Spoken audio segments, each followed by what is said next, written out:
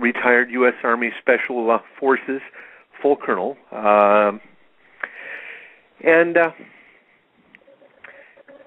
Jim's background is military intelligence. He was Chief Intelligence Officer for NATO, Chief Casualty Resolution Officer after the Vietnam War. He was Defense Attaché to Israel. He is both a diplomat and a top operational intelligence officer, the highest ranking that's ever spoken out on domestic terrorism, the highest ranking officer that's ever spoken out on this. Now, as we are people who work in defense, we are not. I'm not a peace activist. Not against killing people. The position is that I'm a Vietnam veteran, Marine. I've worked in intelligence for decades, and killing people. There are a lot of people who deserve to die. Problem is, the United States almost never gets right who they are. Never. We're pretty much professionally killing the wrong people and have been doing it now for well over a century, maybe even much longer than that. We're always getting it wrong. And I think Stu can fill in the rationale. All you need is a fresh look, fresh set of eyes on American history.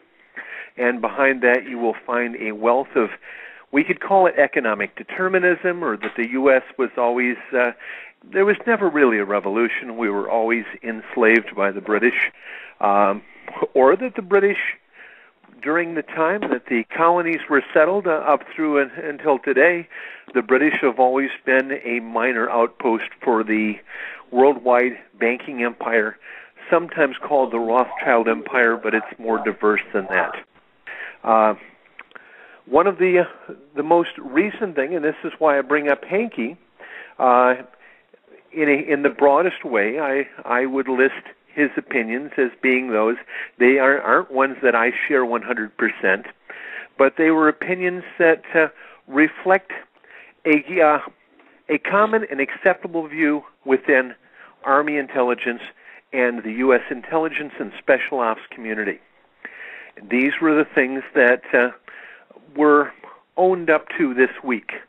Number one, that the United States Army, the intelligence agencies in the U.S. accept that Boston was a false flag attack. Number two, that they list between 3 and 5 domestic terror incidents as definite false flag attacks. 3, that they believe the source of these attacks is a bifurcation, that's their term, or division within the command structure of the military that involves the Joint Special Operations Command, the Delta Force, U.S. Navy SEALs, and the Central Intelligence Agency. In that, there are structures within all of those organizations that are, by their estimation, currently answerable to former members of the Bush administration, although they've been out of office for 5 years. And the agenda that they are serving is one that involves attacks and killings of American citizens. And the 3 that are listed as positively false flag attacks, solid evidence, 9/11, Sandy Hook, and Boston. 2 more that were on the list were the Fort Hood shootings and the attack in Oklahoma City. Now, my own list would be much longer. As Stu very well knows, my list, and we talked about this many times, Stu, my list says that every domestic terror attack has involved either a lone gunman who has been exposed to mind control, has involved foreign intelligence agencies, typically those of Israel, has involved a partnership between U.S. financial interests, the Bolshevik gang that are spoken of by some as the neoconservatives, and they are. I do like the bifurcation within the United States is very easy to understand. If you go back in history and you look at, let's say, 1939, in August of 1939, Stalin and Hitler signed a pact. And there are supposed to be no two governments further apart than the extremely right-wing, ultra-right-wing Nazi Germany and the ultra-left-wing Communist Russia. There is something to that. Communists have always been willing to cut deals with the most extreme right-wing enemies. But there's nothing a communist hates more than a socialist. So when China was allowed to re-enter the world, it was Richard Nixon, the most venomous and extreme president the United States had had until Bush 43 or Cheney or whoever was running things. We don't know. But in this case, we're dealing with the neoconservatives, and the neoconservatives in particular hate the socialist Democrats because the neoconservatives are, in fact, every one of them, dyed-in-the-wool communist Bolsheviks. They are radical. They are for total control of all financial interests by the highest form of government. In this case, the government that the neoconservatives run is a private corporate government, but a government. They're fully totalitarian. They're for the elimination of all civil rights. And, of course, the Patriot Acts put that into motion more than anything else. They are not against sacrificing any number of Americans to do that. 9/11 was proof of that. The invasion of Afghanistan was more proof. The invasion of Iraq was more proof. And if you wanted specifics on the kinds of methodologies used by neoconservatives, you could look into the Washington Post's articles on Gwyneth Todd, explaining how Admiral Cosgriff and Len Chao in 2007 were sent to take over the Fifth Fleet in Bahrain to stage a false flag attack on that fleet in order to justify a war against Iran, to arrange for bombings of U.S. facilities, killing U.S. servicemen, and the assassination of U.S. officials to blame on Iran, and to do this in cooperation with members of Bahrain's security services. This was done at the direction of Vice President Cheney. Now, you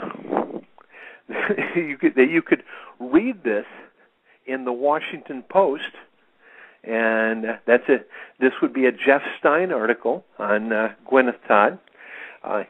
In the Post, it was there. No one said a word about it. Now, as for our recent problem in Boston, or as I call it, Sandy Hook 2. A lot of lessons were learned after Sandy Hook. Sandy Hook was designed around 9/11. The 9/11 attacks were such an obvious fraud. There are so many endless hundreds and hundreds of things in 9/11. The clues that were left in cartoon shows, much like the Family Guy thing that was done. If you haven't seen the video, the MGM show Family Guy showed a cartoon of someone. Since I don't watch the show, a character in the cartoon making mobile phone calls, discussing the Boston Marathon, and each one of his calls accidentally, as a joke, activated a bomb at the finish line. And heaven forbid, 2 explosions. Now, that was pulled off the air and MGM has gone to Google, YouTube to try to suppress this as much as possible, but it wasn't an accident. As with Sandy Hook, where we had, of course, one of the initial things I found most interesting, we didn't have to go past, even one fact would have been enough, and that would have been the description by the school psychologist who said that the shooter came into her office, looked her in the eye, and the shooter was the son of a kindergarten teacher. She described the kindergarten teacher as being a loving kindergarten teacher, that anyone would want their children to be in her class. And, of course, that kindergarten teacher was reported as being killed in the classroom by her own son. The next day, the school psychologist, and this is obviously an extremely serious area to be so incredibly flippant about, denied having made those statements, said she'd only seen someone's feet. The school said the kindergarten teacher never existed, wasn't found there. We were told that our shooter had been at the school the day before.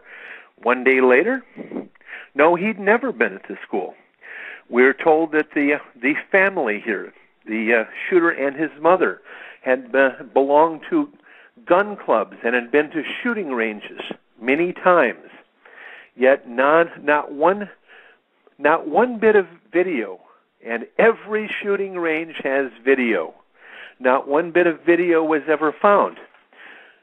No evidence of purchase of weapons or ammunition was ever found. The searches of the house not only went on for weeks, but more weapons, more things were found months and months later. What was done in the first search? And of course, we had arrests made at the scene, multiple arrests. Now, this in Boston, it was the same kind of thing. Now, what happened in Sandy Hook is that the false flag message got out quickly. It was very strong. It was very credible, and it was brought out by quality personnel. It totally destroyed what Sandy Hook was supposed to do, and that was to disarm America, to divide the country, and push the country towards civil war. Weapons were going to be made unavailable. Ammunition was going to be taken off the market, and I can tell you today, you can walk into a Cabela's store or a Gander Mountain or a Bass Pro Shop or a Walmart store, and other than a few shotgun shells, you won't be able to find .30-30 ammunition for your deer rifle. It won't be there. And there's never been a run on .30-30 ammunition. You won't be able to find 41 Magnum pistol ammunition. And there are very few of those things were made. It's very expensive. There would never be a rush to stock up 41 Magnum pistol ammunition for the few thousand revolvers that were made decades ago, but it's all gone too. All 45 caliber, all 5.56, 7.62 39, 7.62 25, 7.62 54, 7.62 51, all of it missing. Common hunting ammunition, 22 caliber ammunition, has gone up 2,000% in cost. People are camping out in front of stores to buy ammunition, and yet almost none of it comes in. But the ammunition sold in the United States is made all over the world, comes in by the container. There are plants, Serbia, Pakistan, several plants in Russia, plants all over Europe that produce, plants in China that produce huge quantities of ammunition. And frankly, I talked to the Serbian government today and said, what if we wanted to buy ammunition? We said, well, we can have 2 million rounds of 5.56, that's the standard AR-15 ammunition. We have that in stock to ship today. We can get you 20 million more rounds in 10 days. The cost is 3.5 cents a piece. Those bullets are selling for $2 a piece. Now, if you could get them, you can't get them. And yet warehouses of them sit around the world, lines of people What's this about? It's a psyop. Scarcity. It's the same kind of game that was played with prohibition. Now, things we could look at, things we've seen over the last couple of weeks. We watched a few mechanisms in operation. We watched the gold market crashed. We watched the silver market crash. We watched the Bitcoin market crashed. Today, AP, Associated Press, claims that someone hijacked their site, claiming to be a Syrian group, and sent a notice out on their Twitter account for Associated Press that the White House had been blown up today. Within minutes, the stock market had gone down 150 points. Now, what would be fun to look at? Wasn't that about a $500 billion loss as a result of that? Well, and it was what would be fun to look at, Stu, would be the short sales tied to that. How many stocks were bought and sold during that preordained 150-point blip? Now, similar to the May the 6th event that took place about 4 or 5 years ago, where Larry Mizell and Daddy Bush sucked $1.5 trillion off the stock exchange and used the Fed window to do so. Yeah. Now we have two other things that had gone on. That this is what I believe pre-staged the attack in Boston. An announcement went out. And this will seem unconnected. An announcement went out in an article published in the Los Angeles Times claimed that the United States was planning to send a force of 20,000 troops into Jordan in order to stage an invasion of Syria, and that the U.S. was sending 200 troops over as a first wave to ready the entrance of the 20,000. Now, there was no source for their information, and the language was full of what we call weasel words. The U.S. is sending 200 troops in, and then, of course, those 200 troops were being sent in to replace 200 that were being pulled out, the only 200 troops in the country. And they could be a precursor to a 20,000-man force that just might, if what? There is no if. That just might invade Syria. Well, the Israelis planted the story. The story's a hoax. The next story that was planted, and this is about 4 days ago after the terror attack, involved Secretary of Defense Chuck Hagel and his trip to Tel Aviv. According to New York Times, Times of Israel, which is a Mossad publication, Debka, of course, which is a Mossad publication, the one that Alex Jones has been touting continually, that Secretary Hagel, this is Secretary of Defense, not Secretary of State, visited Israel and green-lighted an Israeli attack on Iran, saying that the U.S. authorized it. That was widely reported. The language specifically from Hagel is something very different, saying basically, if you choose to attack Iran, we're not going to help. That's green lighting. That's like asking your mom for her allowance, and she picks up a shoe and hits you over the head.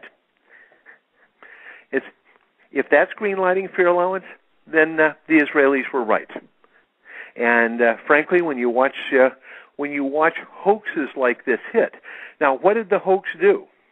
This hoax is part of a series of hoaxes involving, in particular, the non-existent UN invasion. And why can't the UN invade Syria?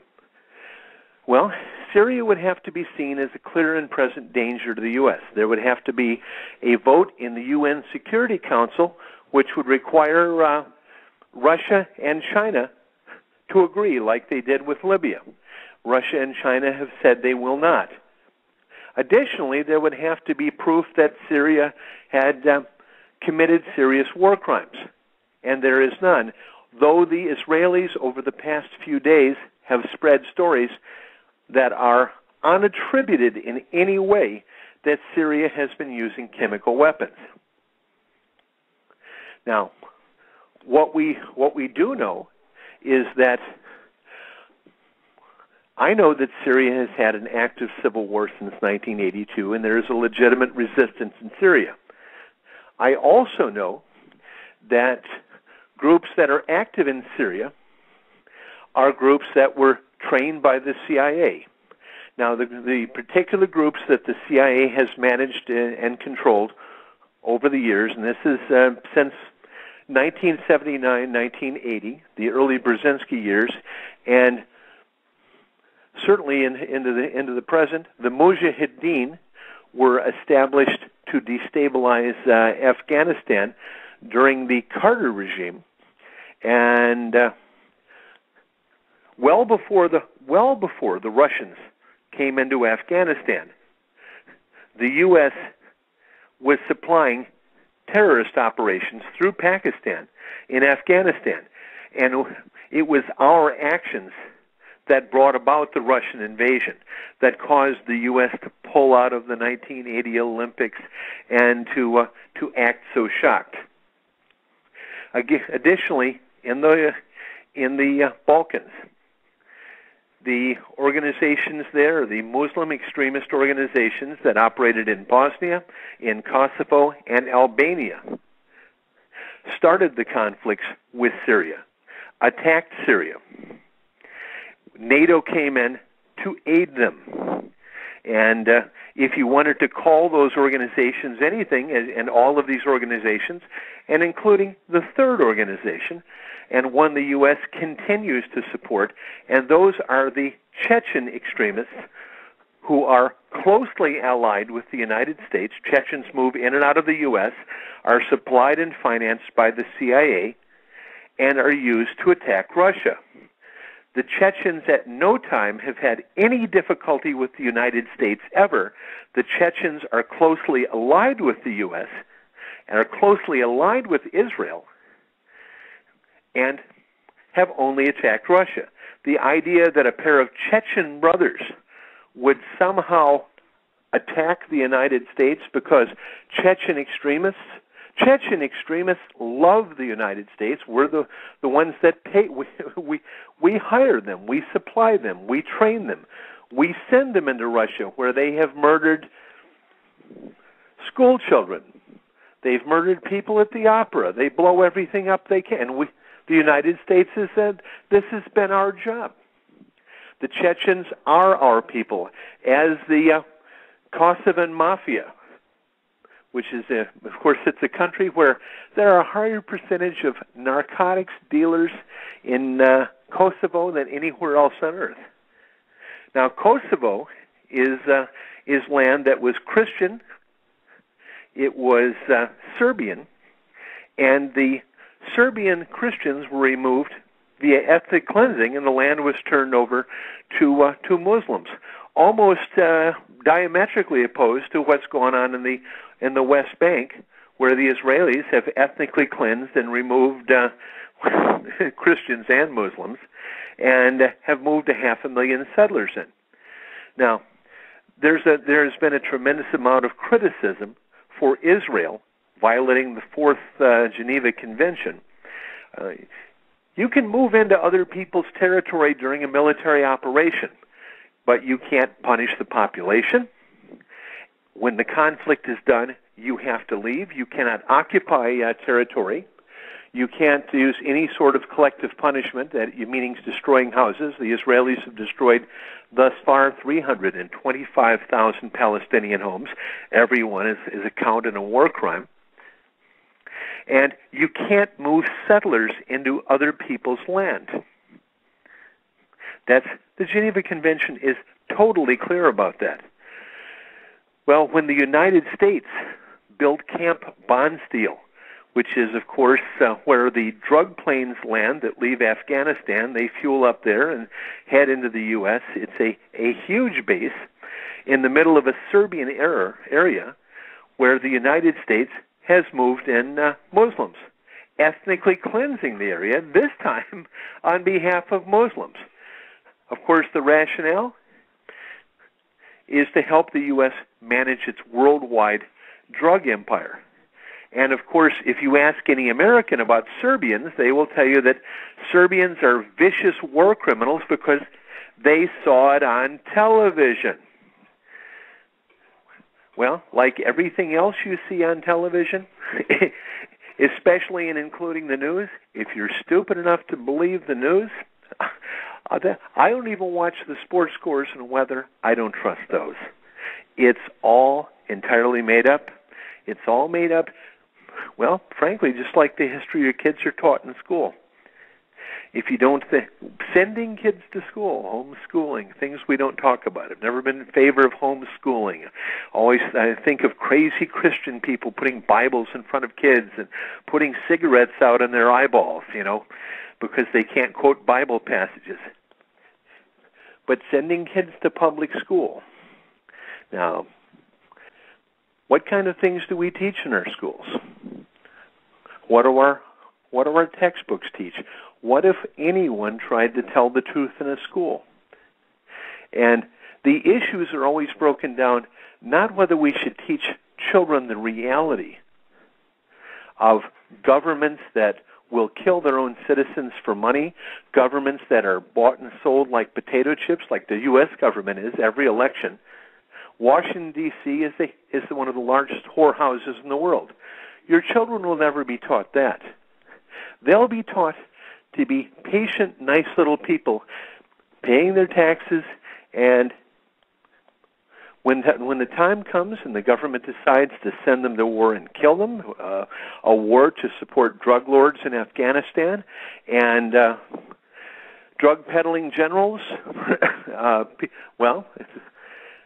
look at General Petraeus, our commander in Iraq, our commander in Afghanistan, our CIA director, and we were all told in the papers what a brilliant man he was, what a moral person, what an open and wonderful individual is. And then, of course, we not only, as time moves on, find that he's a sexual freak and total fool, not that...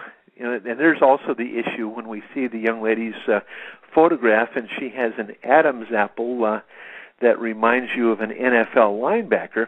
But we begin to actually use a little bit of perceptive thinking. You go back to Iraq, 2005, the Sunni awakening. What was his job there? It was the job of Petraeus to bring $300 million and pay off the Sunnis. What did he pay the Sunni militias to do? Well, the Sunni militias, 85 of them were killed today in a battle in Iraq. They're still fighting. So they were armed by the United States. What were they armed to do? They were armed to continue fighting the Shiite majority government in Iraq, to form military units, to form militias, to hide arms, to organize, and to fight a civil war. And with the U.S. essentially out of Iraq for some time, the civil war is going full speed. Iraq is being divided as the Israelis and Turks are offering deals to Kurdistan to take the Kirkuk oil fields, join up with Turkey and Israel, hook up to that pipeline that the Turks have that dumps out into the Mediterranean, and to leave Baghdad, to leave the government. And that's one of the deals. And of course, in the process, they would be giving military bases to the Israelis who claim they want to use them to attack Iran. And, frankly, I think if the Israelis want to attack Iran, it's right there, I think they should be allowed to get all of their army together, everyone, and just march over to Iran and attack. I mean, I'd send them money to do that. I'd watch it on TV. If they want so much to fight a war with Iran, if the people of Israel want that, and frankly, they're allowed by international law, they're allowed to declare war on Iran, they're allowed to invade Iran, they're allowed to fight that war. And instead of hearing about it every day, please, just do it. Go ahead, attack Iran. But leave the United States out of it. Well, except that Israel is trying to present to the Iranians, who are, and I write for, of course, Press TV, and I appear on Press TV and Al Alam networks in Iran on a regular basis. The Israelis are trying to convince Iran that the U.S. is standing with them, except that the news stories and the Iranians are, let's say, not perceptive readers.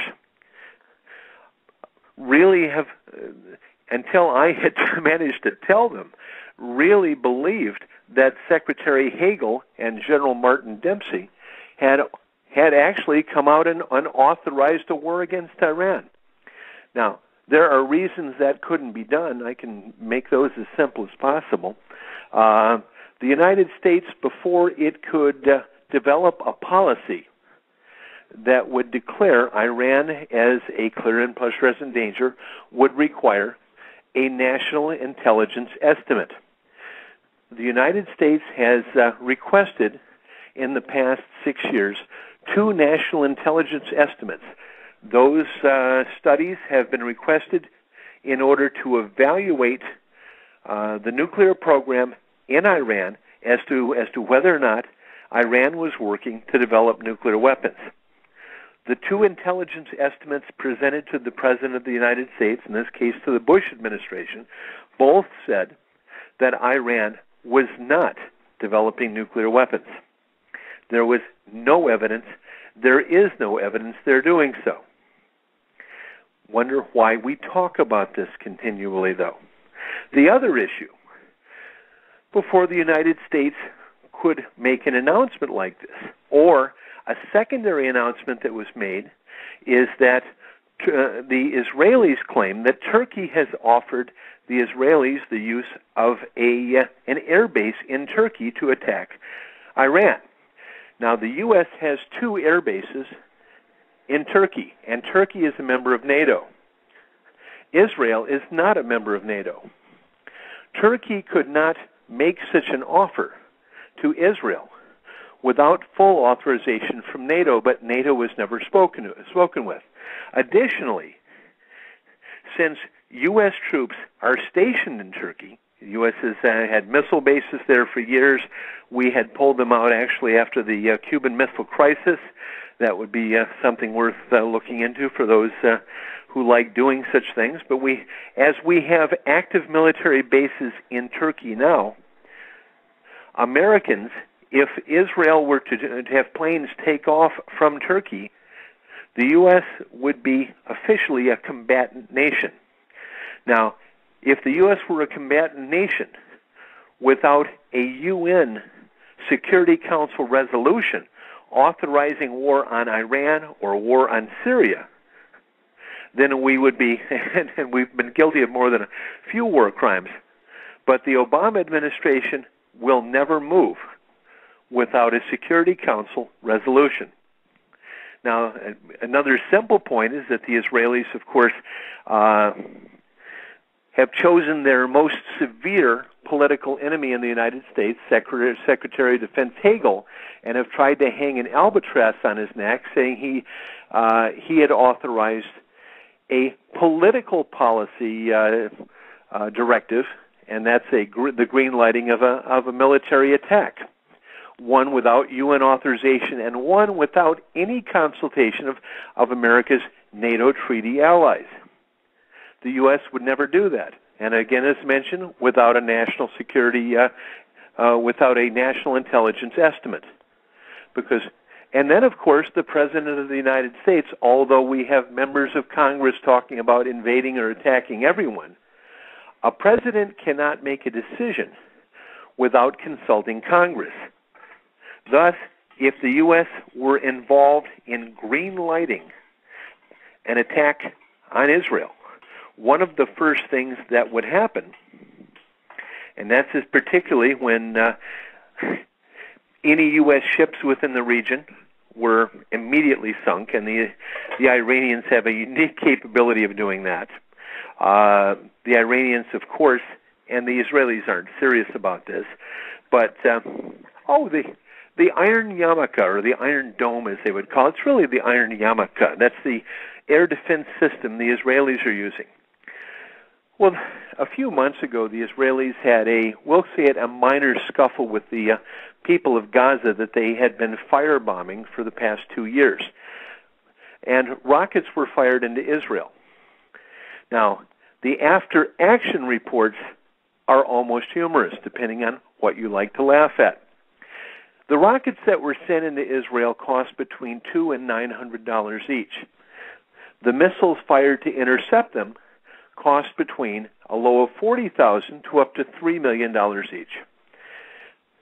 The number of intercepts that were made, successful intercepts, less than 2%. 2%. Really 2%. I mean, not just saying 2%. It was really less than 2%. However, one of the flaws with the Patriot 3 system, if you send up the equivalent of a bottle rocket, this is a classic here, and many of these were, frankly, a little more than bottle rockets. If you send a little bottle rocket up and it travels a mile or so, the Patriot 3 will send up a 40-foot booster 6,000 miles an hour after it. And as that bottle rocket loops over and starts heading down, the Patriot 3 will see it and follow it right into the ground. So you have, 2 pounds of explosive hit at 400 or 500 miles an hour, making a pothole in a road or damaging the side of a building.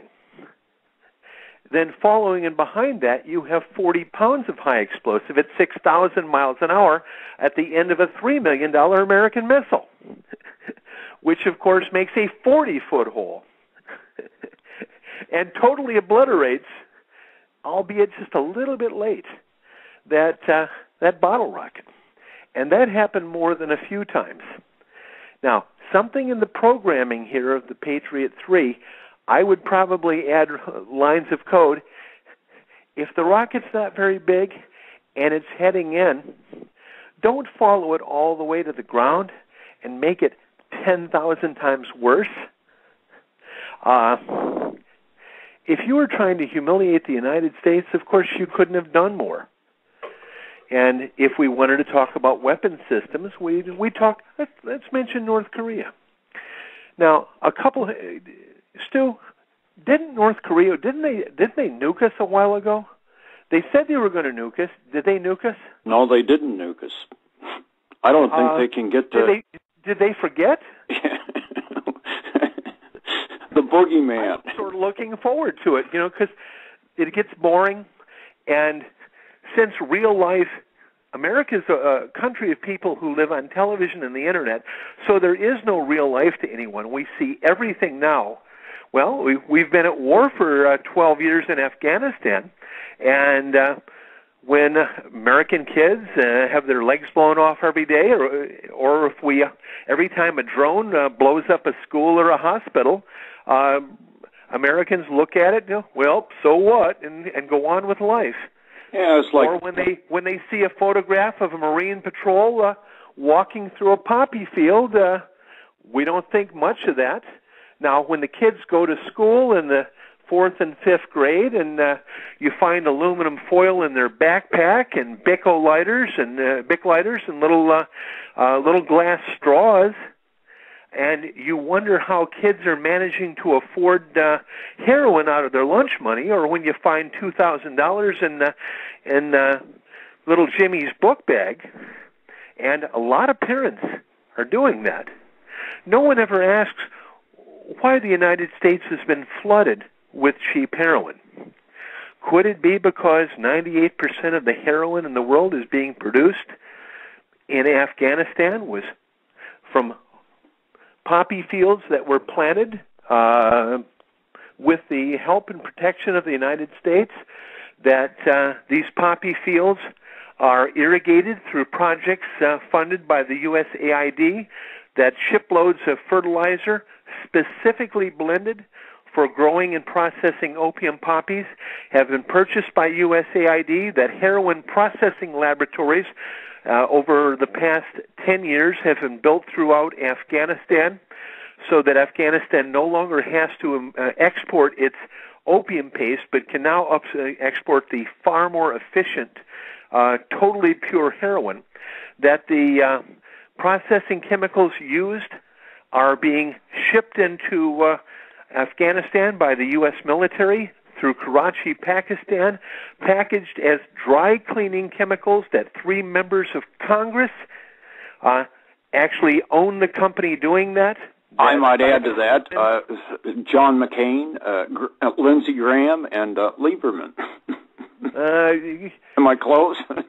You have 2. There's a member of the House in there. Lindsey Graham is not involved. I thought he was. John McCain for sure. And of course, members. Think of members of the House that are active in Afghanistan, that are continually traveling to Afghanistan. And of course, we have a significant number of people in the military who are on the pad for the heroin business there. Now, over our last discussion, last time we did a 3-hour marathon, of course, and we're grinding into a halt here in a few minutes.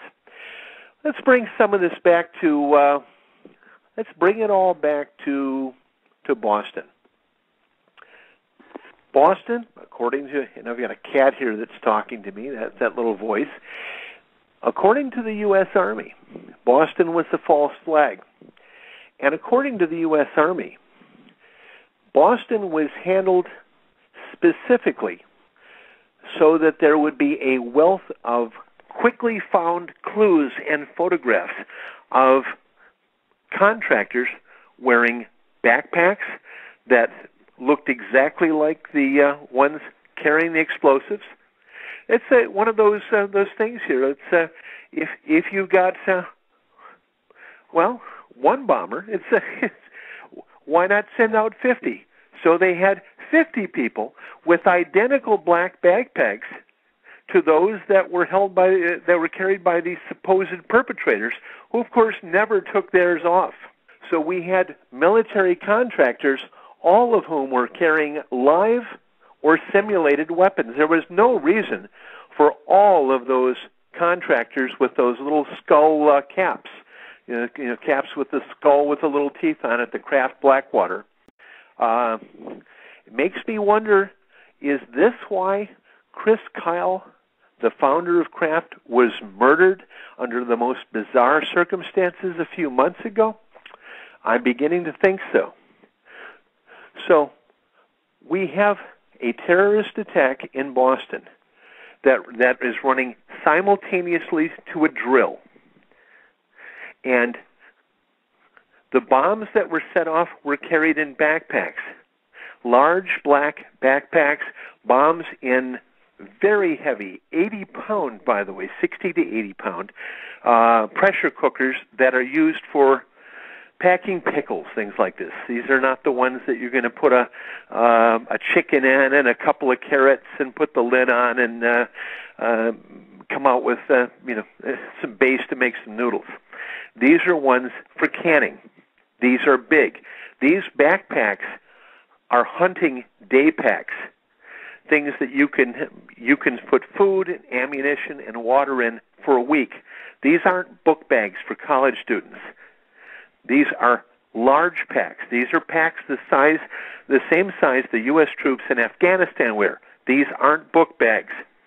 And out of curiosity, why would our two perpetrators and all of the contractors who were there on a bomb exercise, why would they all be carrying frankly, the same bombs. And lo and behold, one day later, InfoWars discovers this. Now, over the next couple of days, we're seeking these two, of course, perfect American citizens, perfect students. Their parents say they've been set up by the FBI, who's been tracking them and harassing them for years, that they've been manipulated somehow. One, we know we have a film of being arrested, and we have the 26-year-old is we have the film of him being arrested and put into a police car, utterly unclothed. We have witness statements that he was later taken out of the car, hit with the police car, and then shot on the street, murdered while in custody. The young man, the 19-year-old here, was captured. And in Boston, the American city with the best hospitals in the country, doctors were flown in from Israel to take care of him. In the United States, a country that's been at war for 10 years, a country filled with IED trauma victims, a country that's been tracking terrorists around the world for years. We brought in Israeli investigators when, frankly, the Israelis bring in U.S. investigators. We brought in Israeli investigators, and lo and behold, we start out with a lieutenant colonel, I believe his name is Potter, on YouTube, who credits InfoWars and Alex Jones with breaking the false flag, with Glenn Beck breaking the false flag story. Or, as Colonel James Hankey had pointed out in his statements on another network, it is impossible for an operation of this kind to have been planned without a cover and deception. The most obvious cover and deception would be to take intelligence assets, press assets of those responsible. The U.S. Army says it's the neocons. That's who they say. I'm not in a position to say it wasn't them. And they say that with full complicity with groups within the Joint Special Operations Command, groups within the Navy SEALs, and groups within Delta were directly involved in planning this, along with contracting companies. That is what we know to be true, and that the deception and cover involved the initial claim by some very strange people, Glenn Beck for one, and others, that this was a false flag attack. Now, as with any other time certain hands have gotten a hold of ideas, we immediately start out where really good information hits Alex Jones. He's got pictures, we can see obvious things. Why in the name of heavens would we hire actors to lay down in the street wearing highly distinctive clothing? These are what these photographs show. There's people lying in blood next to, in one area. Then the same people are 500 feet away in another area. Same hair color, same distinctively marked clothing.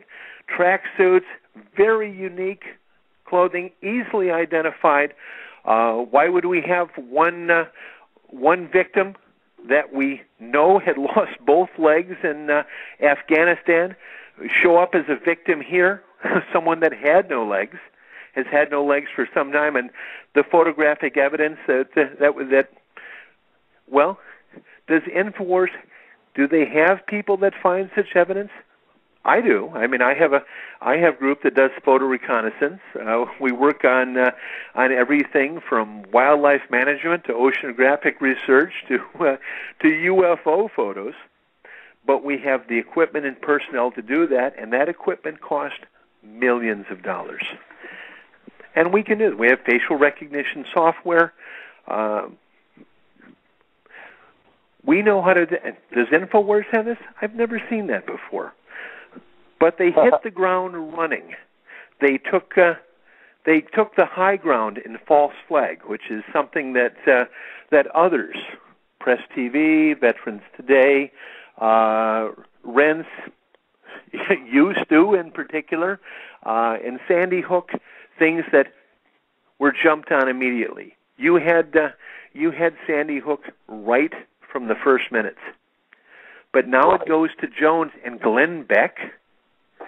Hey, but Gordon. Glenn Beck, wasn't he the person that went on his hands and knees to Israel and begged them to forgive him for spilling the guts about how they controlled the Federal Reserve and bankrupted the U.S.? And he promised that he would do something to bail them out? It sounds like we're coming to the end here, Gordon. Well, we got a couple of things out today. Off, Gordon, but I'm at the 1 minute warning, my friend. But we appreciate you guys coming on for the last hour, and we're going to have to do it again this sometime. without breaks, you know. And Gordon, I thank you for bringing all this vital information out.